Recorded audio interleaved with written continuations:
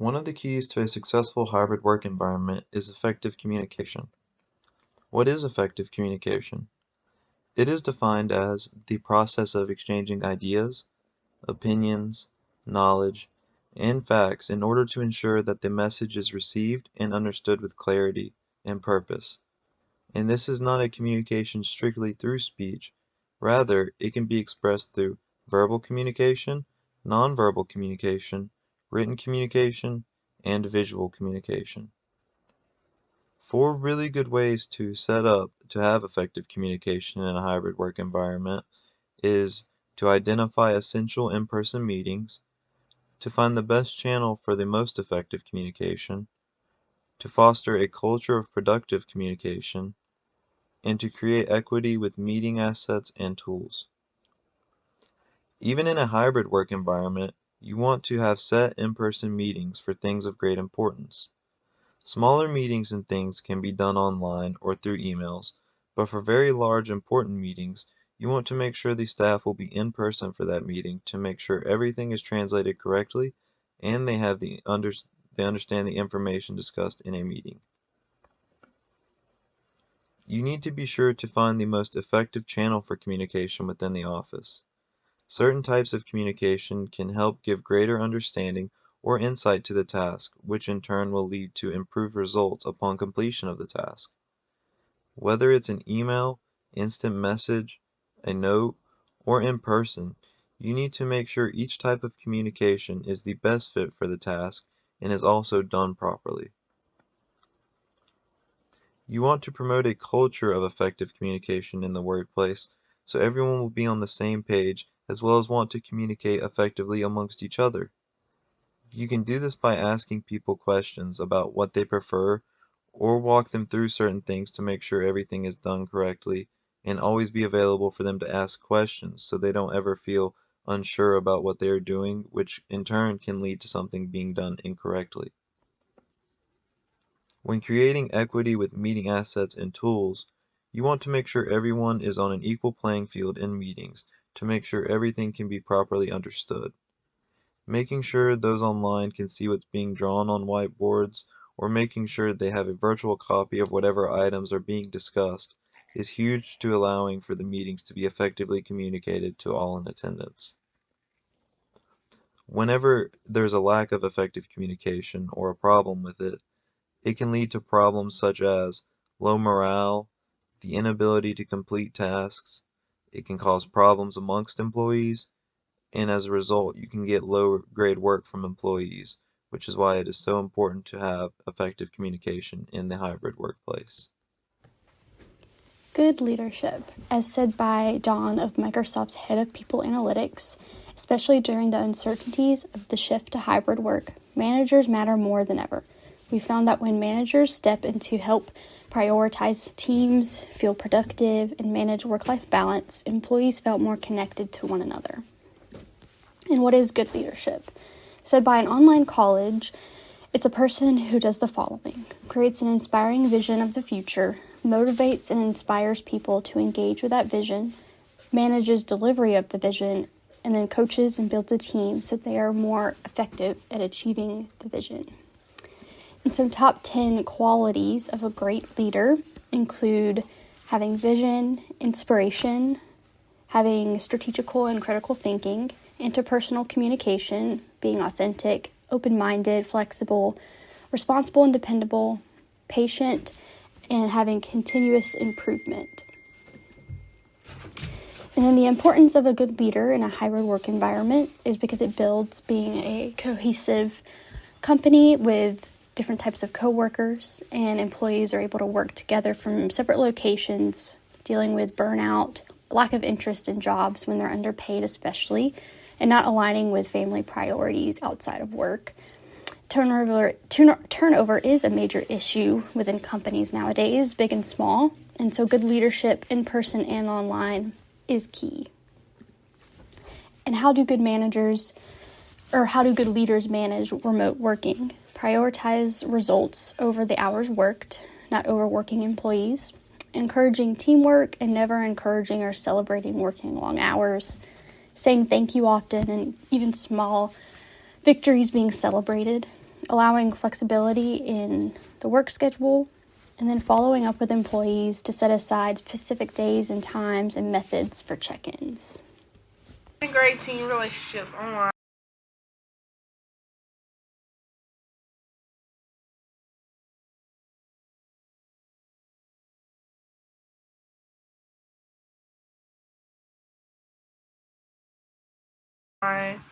Consider using networks to meet new people with different cultures and interests personally. Being able to work online can consist of you also considering doing a trial run on business partners to see how realistically they are and if their work beliefs and your own work very well together with your business. Building a good work relationship can also consider exploring creative ideas and ways to support your business partner and also sharing their business. Having an opportunity to work remotely can motivate employees and give them the opportunity to work together at the same pace, and also give employees an opportunity to have one-on-one meetings with their boss or their work teams, which will also build up a successful business and relationship. The lack of communication working can create conflict and stress to all involved employees if they can't come to an agreement with their decisions. Miscommunications between workplace teams and management, such as if one or two employees doesn't do any work, the whole business could fail due to the lack of communication and misunderstandings. According to the article, How to Build and Maintain Business Relationships While Working Remote, schedules for each employee can cause a negative impact for the business and might also be a difficult disadvantage to teamwork, which might lead to completion or unequal work conditions. The considers having a positive effect, such as employees being able to increase their productivity and creativity. Time management is an important factor in business, which has helped tremendously, helping with stress and completing work duties in a timely manner. Working remotely has also helped employees with being on work on time without having to rush or be late. According to the article, How Working Remotely Affects Teamwork, being able to work at home helps employees concentrate on their assignments without being distracted and able to talk to their boss or colleagues one-on-one. A survey was taken including different businesses, and 60 to 80% employees working from home had the highest commitment and performance to their work. The article, How Working Remotely Affects Teamwork. Benefits of includes helping business teams work together and accomplish their goals and individually and as a group. Partnerships and businesses will also help the business promote their business and production. Being able to collab in person encourage employees to be more happier and successful workers to their jobs and as individuals. How to start hybrid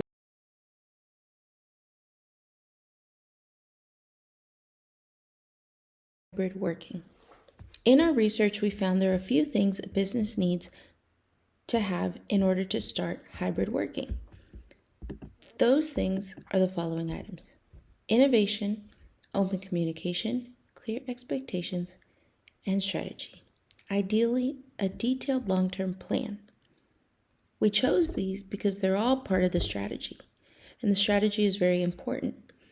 As we found in our research, AT&T conducted a survey called The State of the Industry, Future of Work, where 72% of their respondents said that businesses lacked a detailed strategy, and another 76% of those respondents said that their businesses don't have the right key performance indicators in order to follow through with hybrid working.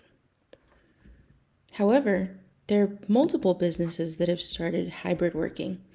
Between 2020 and 2022, companies like Microsoft, Apple, AT&T, Target, and Nike have all gone hybrid, hybrid optional, and or hybrid partial, where their staff can decide how many days they want to be remote or how many days they want to be in the office.